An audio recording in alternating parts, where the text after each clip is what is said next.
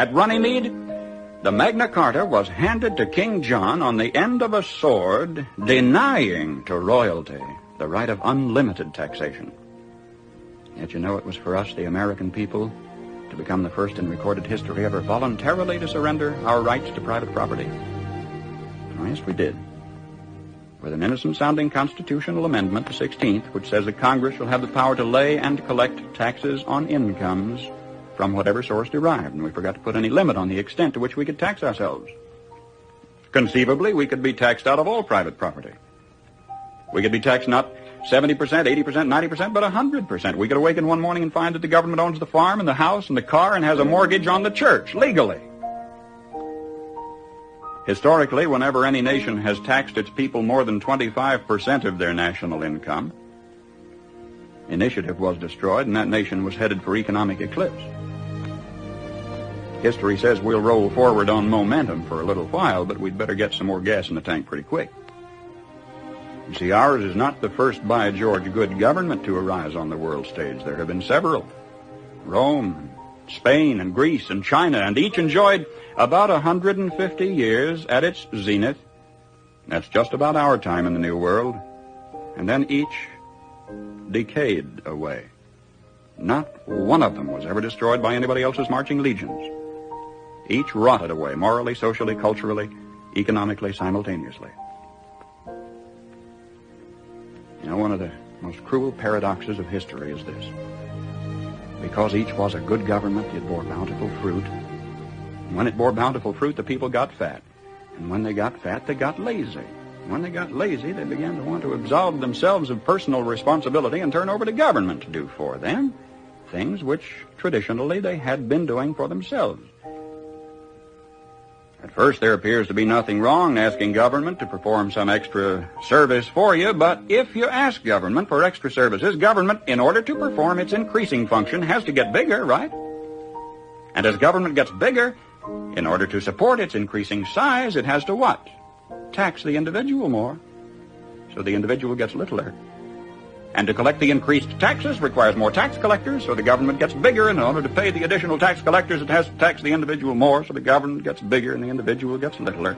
And the government gets bigger and the individual gets littler, until the government is all-powerful. The individual is hardly anything at all. The government is all-powerful. The people are cattle. Now, some believe that the need is for a vigorous, strong man to arise on the scene, to regulate and regiment the affairs of men. Yet history tells us there have been several such. Once upon a time, there was a nation great and powerful and good. She was suffering from the aftermath of war, from a depression. And then came upon the scene a leader, an idealist, self-confident, intolerant of criticism. Wisely, he limited his early activities to combating the financial depression. Nobody could argue with that. But in a while, he began to regulate business and establish new rules to govern commerce and finance.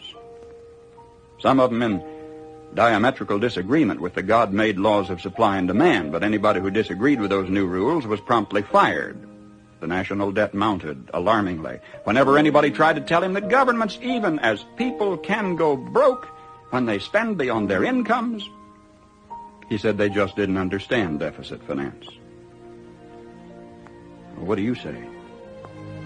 Did he build on rock or on sand? I say on sand. I am satisfied with all my heart that if Uncle Sam ever does get whipped, here too, it will have been an inside job. It was internal decay. It was not external attack that destroyed the Roman Empire.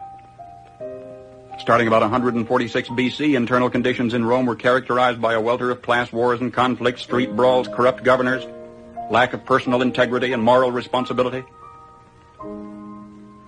And Rome passed into what history has recorded as the Dark Ages, lasting 1,000 years. Just by turning to the left, the world has gone in circles. Now either we will profit from the errors of their ways, or it follows as the night the day, our children are going to have to relive the Dark Ages all over again. How come, after thousands of years of experiment, our new nation has come so far so fast?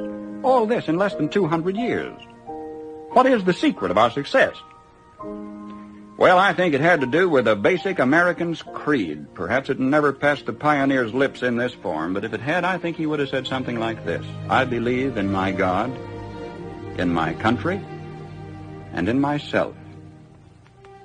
I know that sounds like a trite, too simple thing to say, and yet it's a rare man today who will dare to stand up and say, I believe in my God and my country and in myself, and in that order.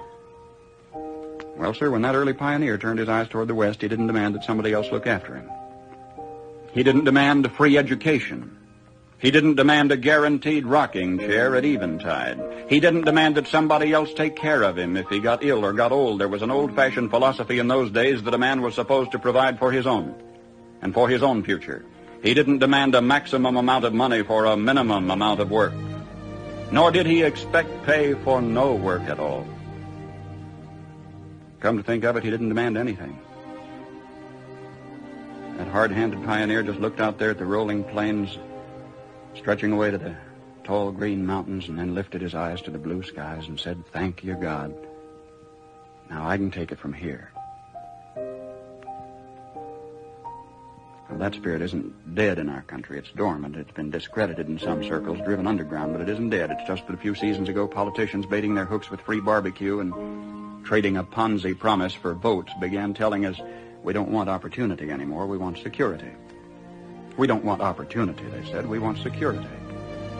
They said it so often we came to believe them. We wanted security.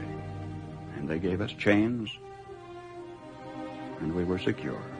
Suddenly, with our constitutional guarantees depleted, with our national character eroding away, with our tax laws penalizing those who dare to prosper, with workers concentrating on how little they can get by with instead of how much they can produce, suddenly we looked overhead one day to discover that the first tin moon in space was a Russian accomplishment.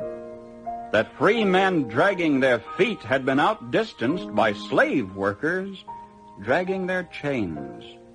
And we were sore afraid. Perhaps this was a disguised blessing, too. Maybe a dramatic accomplishment by this Cold War adversary was necessary to get us off our dead centers and back to work again.